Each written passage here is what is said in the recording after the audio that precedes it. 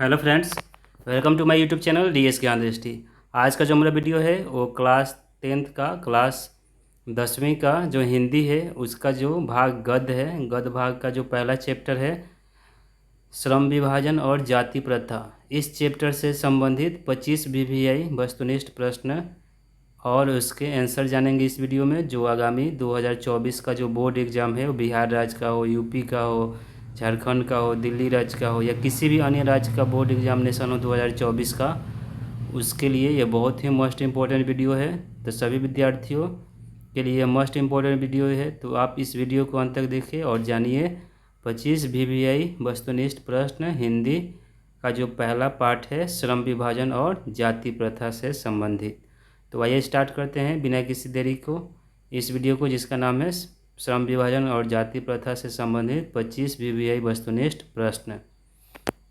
तो पहला प्रश्न है, श्रम विभाजन और जाति प्रथा क्या है? श्रम विभाजन और जाति प्रथा क्या है? ऑप्शन है ए कहानी, बी भाषण, सी निबंध और डी साक्षात्कार। तो इसका जो सही जवाब होगा वो ऑप्शन सी होगा। श्रम विभाजन और जाति प्रथा निबंध है। प्रश्न संख्या 2 है, श्रम विभाजन और जाति प्रथा के लेखक कौन है? श्रम विभाजन और जाति प्रथा के लेखक कौन है? ऑप्शन है ए डॉक्टर राम मनोहर लोहिया, बी बाबा साहब भीमराव अंबेडकर, सी महात्मा गांधी और डी डॉक्टर संपूर्णानंद।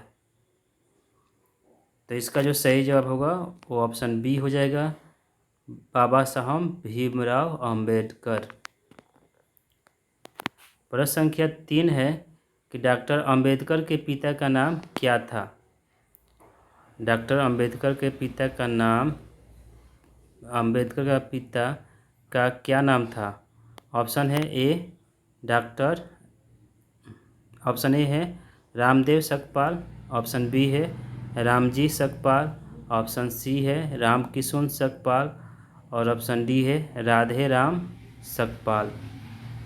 तो इस प्रश्न का जो सही जवाब होगा वो ऑप्शन बी हो जाएगा, रामजी सकपाल। प्रश्न संख्या 4 है, आधुनिक सभ्य समाज कार्य कुशलता के लिए किसे आवश्यक मानता है?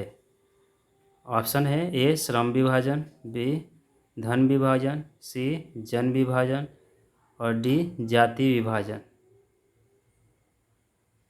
तो इसका जो सही जवाब होगा वो ऑप्शन ए हो जाएगा, श्रम विभाजन। प्रश्न संख्या 5 है, जाति प्रथा भारत में बेरोजगारी का एक कारण बनी हुई है। ऑप्शन है ए प्रत्यक्ष, बी प्रमुख, सी ए और बी दोनों, डी इनमें से कोई नहीं। तो इसका जो सही जवाब होगा वो ऑप्शन सी हो जाएगा, ए और बी दोनों। प्रश्न संख्या 6 है, मूक नायक क्या है? मूक नायक क्या है? ऑप्शन है ए अखबार, बी पत्रिका, सी पुस्तक और डी कहानी संग्रह। तो इस प्रश्न का सही जवाब होगा ऑप्शन बी पत्रिका। प्रश्न संख्या 7 है, डॉक्टर भीमराव अंबेडकर की मृत्यु कब और कहाँ हुई थी? डॉक्टर भीमराव अंबेडकर की मृत्यु कब और कहाँ हुई थी? ऑप्शन है ए 1956 दिल्ली, बी 1957 मध्य प्रदेश, सी 1958 वाराणसी और डी 1959 बिहार। तो इसका जो सही जवाब होगा वो ऑप्शन ए हो जाएगा, 1956 दिल्ली। प्रश्न संख्या 8 है, डॉक्टर भीमराव अंबेडकर का जन्म कब हुआ? डॉक्टर भीमराव अंबेडकर का जन्म कब हुआ? ऑप्शन है ए 14 अप्रैल 1988, ऑप्शन बी है 14 अप्रैल 1989, ऑप्शन सी है 14 अप्रैल 1890 और ऑप्शन डी है 14 अप्रैल 1891। तो इसका जो सही जवाब होगा वो ऑप्शन हो जाएगा डी 14 अप्रैल 1891 को डॉक्टर भीमराव अंबेडकर का जन्म महू मध्य प्रदेश एक दलित परिवार में हुआ था। प्रश्न संख्या 9 है, अंबेडकर की दृष्टि में भाईचारा का वास्तविक रूप कैसा है? अंबेडकर की दृष्टि में भाईचारा का वास्तविक रूप कैसा है? ऑप्शन है ए दूध और शक्कर के मिश्रण की तरह, ऑप्शन बी है दूध और पानी के मिश्रण की तरह, ऑप्शन सी है तिल और तंडुल के मिश्रण की तरह, और ऑप्शन डी है पानी और नमक के मिश्रण की तरह। तो इसका जो सही जवाब होगा वो ऑप्शन बी हो जाएगा, दूध और पानी के मिश्रण की तरह, क्योंकि दूध में थोड़ा बहुत पानी मिला भी दिया जाता है तो मालूम नहीं चलता है। इसका ऑप्शन बी सही जवाब होगा। प्रश्न संख्या 10 है, भारतीय संविधान का निर्माता के रूप में हम किन्हें जानते हैं? भारतीय संविधान का निर्माता के रूप में हम किन्हें जानते हैं? ऑप्शन है भीमराव अंबेडकर, ऑप्शन बी है ज्योतिबा फूले, ऑप्शन सी है राजगोपालाचारी, और ऑप्शन डी है महात्मा गांधी। तो इसका जो सही जवाब होगा वो ऑप्शन ए हो जाएगा, भीमराव अंबेडकर। प्रश्न संख्या 11 है, सभ्य समाज की आवश्यकता है, सभ्य समाज की आवश्यकता है। ऑप्शन है ए जाति प्रथा, बी श्रम विभाजन, सी अणु बम, या डी दूध पानी। तो इसका जो सही जवाब होगा वो ऑप्शन बी हो जाएगा, श्रम विभाजन। प्रश्न संख्या 12 है, प्राथमिक शिक्षा प्राप्त करने के बाद अंबेडकर उच्चतर शिक्षा प्राप्त करने के लिए कहाँ गए? प्राथमिक शिक्षा प्राप्त करने के बाद अंबेडकर उच्चतर मतलब हायर एजुकेशन प्राप्त करने के लिए कहाँ गए? ऑप्शन है ए इटली, बी दक्षिण अफ्रीका, सी न्यूयॉर्क, या डी साउथ कोरिया। तो इसका जो सही जवाब हो जाएगा वो ऑप्शन सी हो जाएगा, न्यूयॉर्क। न्यूयॉर्क यूएसए मतलब यूनाइटेड स्टेट ऑफ अमेरिका का एक महत्वपूर्ण शहर है, और यहीं पे मतलब उच्चतर शिक्षा प्राप्त करने के लिए डॉक्टर भीमराव अंबेडकर गए थे। प्रश्न संख्या 13 है, अंबेडकर चिंतन एवं रचनात्मक के लिए प्रेरक व्यक्ति थे। ऑप्शन है ए बुद्ध, बी कबीर, सी ज्योतिबा फुले, या डी इनमें से सभी। तो इस प्रश्न का जो सही जवाब होगा वो ऑप्शन डी हो जाएगा, इनमें से सभी डॉक्टर अंबेडकर के चिंतन एवं रचनात्मक के लिए प्रेरक व्यक्ति थे। ऑप्शन प्रश्न संख्या 14 है, जाति पाति तोड़क मंडल भाषण लाहौर में कब हुआ? ऑप्शन है ए 1942 ईस्वी में, ऑप्शन बी 1940 ईस्वी में, ऑप्शन सी 1936 ईस्वी में, और ऑप्शन डी 1938 ईस्वी में। तो इसका जो सही जवाब हो जाएगा 1936 ईस्वी, अर्थात ऑप्शन सी। प्रश्न संख्या 15 है, निम्नलिखित रचनाओं में से कौन सी रचना डॉक्टर भीमराव अंबेडकर की है? निम्नलिखित रचनाओं में से कौन सी रचना डॉक्टर भीमराव अंबेडकर की है? ऑप्शन है A the caste in India, B the untouchable who are they, C who are Shudras, और डी इनमें से सभी। तो इस प्रश्न का जो सही जवाब होगा वो ऑप्शन डी हो जाएगा, ये सभी पुस्तकें डॉक्टर भीमराव अंबेडकर द्वारा रचित हैं। प्रश्न संख्या 16 है, आधुनिक सभ्य समाज श्रम विभाजन को आवश्यक क्यों मानता है? आधुनिक सभ्य समाज आखिर श्रम विभाजन को आवश्यक क्यों मानता है? ऑप्शन है ए कार्य कुशलता के लिए, बी भाईचारे के लिए, सी रूढ़िवादिता के लिए, और डी इनमें से कोई नहीं। तो इस प्रश्न का जो सही जवाब होगा वो ऑप्शन ए हो जाएगा, कार्य कुशलता के लिए। प्रश्न संख्या 17 है, श्रम विभाजन एवं जाति प्रथा पाठ बाबा साहब के किस भाषण का संपादित अंश है? श्रम विभाजन एवं जाति प्रथा पाठ बाबा साहब के किस भाषण का संपादित अंश है? ऑप्शन है A the caste in India their mechanism, B genesis and development, C annihilation of caste, D who is Shudras. तो इसका जो सही जवाब होगा वो ऑप्शन सी हो जाएगा, एनिहिलेशन ऑफ कास्ट। प्रश्न संख्या 18 है, अंबेडकर के भाषण एनिहिलेशन ऑफ कास्ट को किसने हिंदी में रूपांतरित किया? अंबेडकर के भाषण एनिहिलेशन ऑफ कास्ट को किसने हिंदी में रूपांतरित किया? ऑप्शन है ए ललई सिंह यादव, बी किशोरीलाल, सी मोहन वाजपेयी या डी इनमें से कोई नहीं। तो इस प्रश्न का जो सही जवाब होगा वो ऑप्शन ए हो जाएगा, ललई सिंह यादव।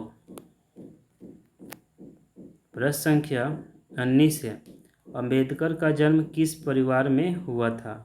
जो भीमराव अंबेडकर थे उनका जन्म किस परिवार में हुआ था? ऑप्शन है ए ब्राह्मण, बी क्षत्रिय, सी दलित या डी कायस्थ।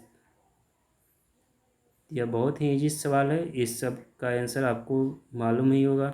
तो इसका जो सही जवाब होगा वो ऑप्शन सी हो जाएगा, दलित। प्रश्न संख्या 20 है, लेखक को इस युग में कहाँ विडंबना दिखाई दिया? लेखक को इस युग में कहाँ विडंबना दिखाई दिया? ऑप्शन है ए जातिवाद में, बी नारीवाद में, सी निर्विवाद में और डी परिवाद में। तो इसका जो सही जवाब हो जाएगा ऑप्शन ए हो जाएगा, जातिवाद में। प्रश्न संख्या 21 है, डॉक्टर अंबेडकर के माता का नाम क्या था? डॉक्टर अंबेडकर के माता का नाम क्या था? ऑप्शन है ए रानीबाई, बी कुंतीबाई, सी शीलाबाई या डी भीमाबाई। तो इसका जो सही जवाब होगा वो ऑप्शन डी हो जाएगा, डॉक्टर अंबेडकर की माता का नाम भीमाबाई था। Option D is right answer. प्रश्न संख्या 22 है, डॉक्टर अंबेडकर का जन्म कहाँ हुआ था? डॉक्टर अंबेडकर का जन्म कहाँ हुआ था? ऑप्शन है ए महू मध्य प्रदेश, बी गोरखपुर उत्तर प्रदेश, सी डुमराव बिहार या डी दानकुनी पश्चिम बंगाल। तो इसका जो सही जवाब होगा वो ऑप्शन ए हो जाएगा, महू मध्य प्रदेश में डॉक्टर भीमराव अंबेडकर का जन्म 14 अप्रैल 1891 को हुआ था, जो आजकल अंबेडकर नगर के नाम से प्रसिद्ध है, अर्थात ऑप्शन ए इसका सही जवाब है। प्रश्न संख्या 23 है, लेखक की दृष्टि में विडंबना की बात क्या है? लेखक की दृष्टि में विडंबना की बात क्या है? ऑप्शन ए जातिवाद के पोषकों की कमी नहीं है, बी जातिवाद के पोषक नगण्य हैं, सी आर्थिक दृष्टि से जातिवाद उचित है और डी जातिवाद लोकतंत्र के विरुद्ध नहीं है। तो इसका जो सही जवाब हो जाएगा वो ऑप्शन ए होगा, जातिवाद के पोषकों की कमी नहीं है, यही सबसे बड़ी विडंबना की बात है। प्रश्न संख्या 24 है, लेखक की दृष्टि में आदर्श समाज कैसा होना चाहिए? लेखक की दृष्टि में आदर्श समाज कैसा होना चाहिए? ऑप्शन है ए जिसमें स्वतंत्रता, समानता एवं भारतीयत्व का भाव हो। भारतीयत्व मतलब जिसमें स्वतंत्रता हो, समानता मतलब सब लोग एक समान हो, भारतीयत्व मतलब भाईचारे का भाव हो। ऑप्शन बी है जिसमें सभी धनी हो, ऑप्शन सी है जिसमें सभी पढ़े लिखे हो और ऑप्शन डी है जिसमें सभी स्वस्थ हो। तो इस प्रश्न का जो सही जवाब होगा वो ऑप्शन ए हो जाएगा, जिसमें स्वतंत्रता, समानता और भ्रातृत्व का भाव हो। प्रश्न संख्या 25 है, जो इस वीडियो का अंतिम प्रश्न है, लेखक बेरोजगारी का प्रमुख और प्रत्यक्ष कारण किसे मानते हैं? मस्ट बीबीआई प्रश्न है इस वीडियो का। ये प्रश्न आगामी बोर्ड एग्जाम के लिए बहुत इंपॉर्टेंट है और पहले भी पूछा जा चुका है। तो प्रश्न है, लेखक बेरोजगारी का प्रमुख और प्रत्यक्ष कारण किसे मानते हैं?